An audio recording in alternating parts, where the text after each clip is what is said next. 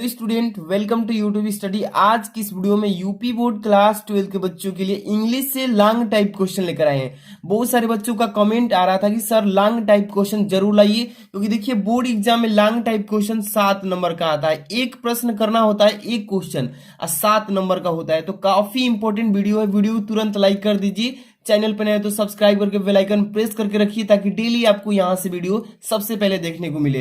तो देख सकते हैं यहां पर लॉन्ग आंसर टाइप क्वेश्चंस, और ये देखिए 2 चैप्टर से मिलाकर लाए हैं। द लास्ट लेसन वाला जो चैप्टर है आपका, उससे 2 क्वेश्चंस इंपॉर्टेंट दिख रहा है ना।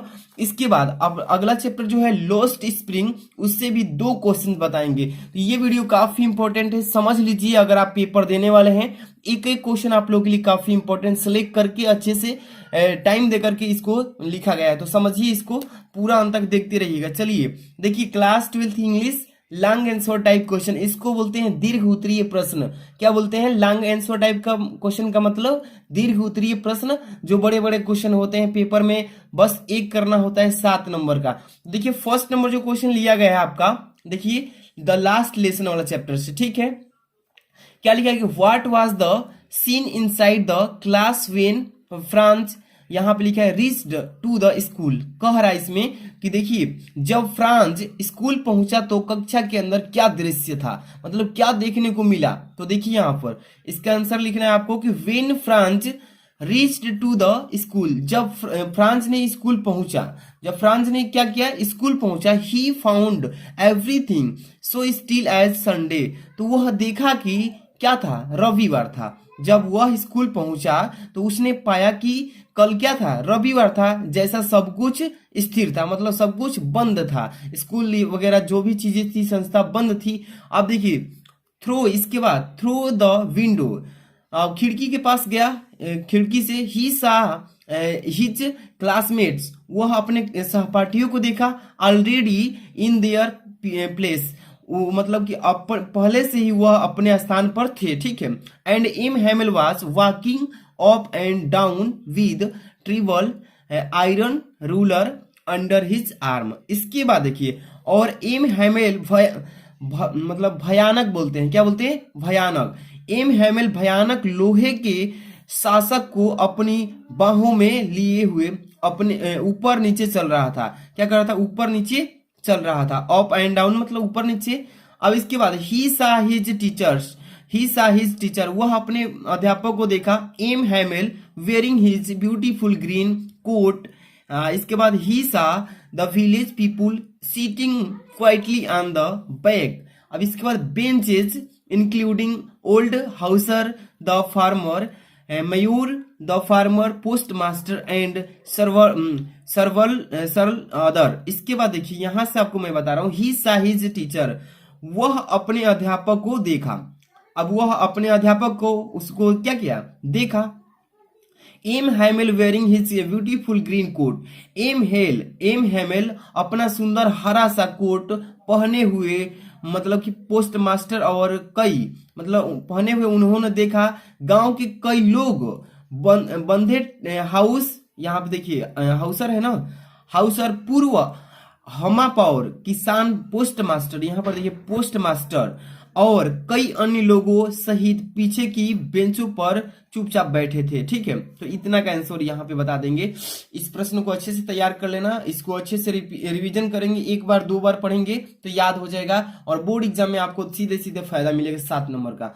अगला क्वेश्चन देखिए यहाँ पे क्या लिखा गया है। नेक्स्ट क्वेश्चन इंपॉर्टेंट है, सभी बोर्ड एग्जाम की दृष्टि से इसको लिखा गया है अच्छे से, ठीक है। तो जो भी बच्चे अभी तक वीडियो को लाइक नहीं किए हैं, प्यारा सा लाइक कर दीजिए और चैनल पर सब्सक्राइब कर लीजिए, ऐसे ही डेली आपको वीडियोस मिलेंगी। और देखिए सबसे पहले दूसरा नंबर इस चैप्टर का क्वेश्चन कि what happened at last, how did M Hamel last the scene. कह रहा है इसमें कि व्हाट हैपेंड एट लास्ट, आखिरी क्या हुआ, मतलब आखिर क्या हुआ। How did M Hamel last the class, यानी कि एम हैमिल कक्षा में कैसे रहे, ठीक है। तो यहाँ पे इसका उत्तर देखिएगा, at last the church clock stroke 12 and then the angles. इसका मतलब कह रहा है अंत में चर्च घड़ी ने 12 और फिर एंजल को मारा, ठीक है, एंजल को मारा। The trumpets of the Prussians returning from drill sounded under their windows. कह रहा है कि ड्रिल से लौट रहे प्रशियन की तुरहिया, प्रशियन की तुरहिया, देखिए यहाँ पे Prussian returning from the sounded under the Windows, तो यहाँ पे ट्रम्पल मत तुरहिया, ठीक है। कहेंगे कि ड्रिल से लौट रहे प्रशियन की तुरहिया उनकी खिड़की के नीचे सुनाई दी, ठीक है। इसके बाद M Hamel stood up, M Hamel सीधे खड़ा हो गया। ही वाज, इसके बाद ही वाज लुक्ड वेरी पाले, उसके चेहरे पीला पड़ गया, उसका जो चेहरा दिखने लगा कैसा, पीला पड़ गया। He tried to say something but something choked his throat. कह रहा है देखिए कि हेमिल उठा खड़ा हुआ, बहुत मतलब कि उसके जो चेहरा था पीला पड़ गया था। अब इसके बाद खड़ा हुआ और उसका चेहरा पीला पड़ गया। ही ट्राई टू सी समथिंग, वो कुछ कहने के लिए मतलब चाहता था, कोशिश कर रहा था, but something choked his throat, लेकिन कहने के लिए कोशिश तो कर रहा था, लेकिन कुछ ने उसका गला दबा दिया, कुछ ने उसका क्या कर दिया, गला दबा दिया। आप देखिए एक्चुअली वास्तव में he was unable to speak due to the pain of farewell and the last day in the town. कह रहा है कि देखिए उसने कुछ कहने के लिए कोशिश की, लेकिन उसने कुछ ने उसकी गला दबा दिया। दरअसल विदाई, एक्चुअली मतलब होता है दरअसल या वास्तव में। ही वॉज अनेबल, दरअसल विदाई के दर्द और कस्बे में आखिरी दिन के कारण वह बोझ नहीं मतलब बोल नहीं पा रहे थे, ठीक है, बोल नहीं पा रहे, सो इसलिए he could not go on speaking any more, इसलिए वह और बोलते रह सकता था, मतलब इसलिए वह बोलते रह सकता था। फिर देखिए देन फिर ही टर्न टू द, यहाँ पे देखिए क्या लिखा है ब्लैक बोर्ड, मतलब कि फिर वह ब्लैक बोर्ड के पास वापस आया। टूक ए पीस ऑफ चाक, और एक चाक का टुकड़ा लिया। And wrote a large as he could, और उसने एक बड़ा सा अक्षर में लिखा वाइव ला फ्रेंच, वाइव ला फ्रेंच इसका मतलब वाइव ला फ्रेंच। अब देखिए देन, तब इसके बाद then he stopped and learn his head against the wall and without a word made a gesture to them. इसके बाद देखिए यहां पर है, ठीक है, gesture to them with his hand, with his क्या है, हैंड है। School is dismissed to you go, इसका मतलब क्या कह रहा है, देखिए इस प्रश्न का सही जवाब आप अच्छे से पढ़िएगा। यहां से पढ़ना था ना कि then he return to the black board, तब वो ब्लैक बोर्ड के पास वापस आया।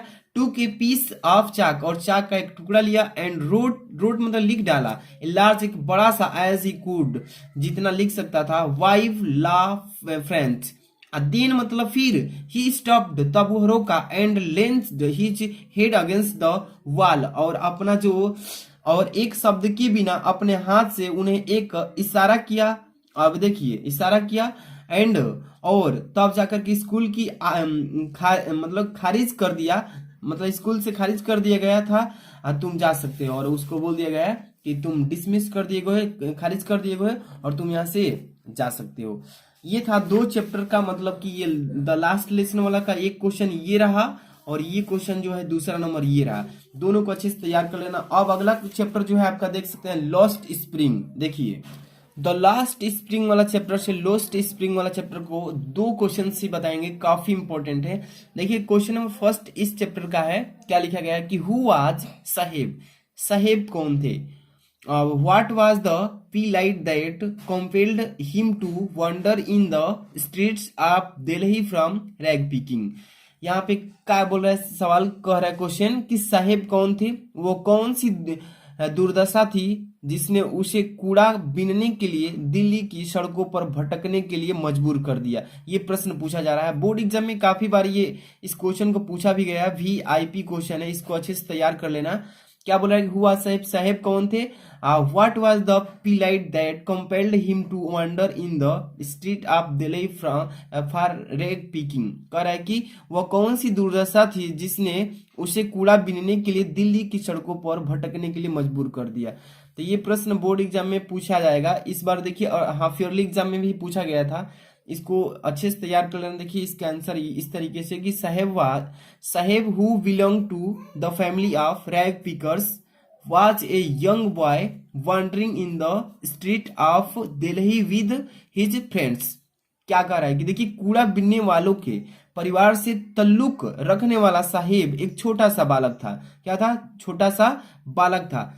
इसके बाद देखिए, छोटा सा बालक था जो अपने दोस्तों के साथ दिल्ली की गलियों में घूम रहा था। अब देखिए, दी वेयर द, यहाँ पे स्क्वेटर्स फ्रॉम ढाका, ठीक है, ढाका है Bangladesh, where the storm has destroyed their green field and homes. कह रहा है कि देखिए, वे ढाका, दे यहाँ पर पढ़ रहे थे ना, they were the squatters from Dhaka, कहेंगे कि वे ढाका बांग्लादेश, ठीक है, बांग्लादेश से आए थे, वे ढाका बांग्लादेश से आए थे। आप देखिए, इसके बाद कहेंगे कि where the storm has destroyed their green field and homes, जो तूफान ने उनके हरे भरे खेतों और घरों को नष्ट कर दिया था। मतलब कि डिस्ट्रॉय मतलब नष्ट कर दिया था। They were so poor that they could not go to school, वे इतना गरीब थे कि वह विद्यालय नहीं जा सकते थे। अब देखिए, their parents were depend on rag picking only for their livelihood and unable to bear any other expect floating. इसके बाद फुल स्टॉप है। कह रहा है देखिए, तूफान ने उसके हरे भरे खेत खलियान और घरों को नष्ट कर दिया था। अब यहाँ से दे, यहाँ पर पढ़ रहे थे ना, दे वेयर सो पुअर, इतने गरीब थे कि वो विद्यालय भी नहीं जा सकते थे। देयर पेरेंट्स वेयर डिपेंड, उनके माता पिता, कहेंगे कि उनके माता पिता केवल अपनी आजीविका के लिए कचरा बीनने पर ही निर्भर थे और उनके अलावा कोई अन्य खर्च वहन करने में समर्थ नहीं थे। अब देखिए, इसके बाद in the total their poverty was the plight that compelled Saheb and others like him to wonder in the street of Delhi for rag picking. क्या बोल रहा है कि देखिए, कुल मिलकर, यानी कि इन टोटल देयर पॉवर्टी, कुल मिलकर उनकी गरीबी वह दुर्दशा थी जो साहेब और उनके जैसे अन्य लोगों को कूड़ा बीनने के लिए दिल्ली की सड़कों पर भटकने के लिए मजबूर कर दिया था। तो ये क्वेश्चन इस तरीके से लिखेंगे बोर्ड एग्जाम में। देखिए, ये प्रश्न जैसा पूछेगा उतना ही लिखना है, ज्यादा इसमें प्रश्न का उत्तर नहीं लिखना है, टू द पॉइंट लिखना है, जितना प्रश्न का पूछ रहा है उतना का ही जवाब देना है। अब इसके बाद अगला क्वेश्चन इसी चैप्टर का है। देखिए, लिखा गया इसमें क्वेश्चन नंबर 2 है इस चैप्टर का, लॉस्ट स्प्रिंग का, कि what could be some of the reasons for the migration of people from village to cities.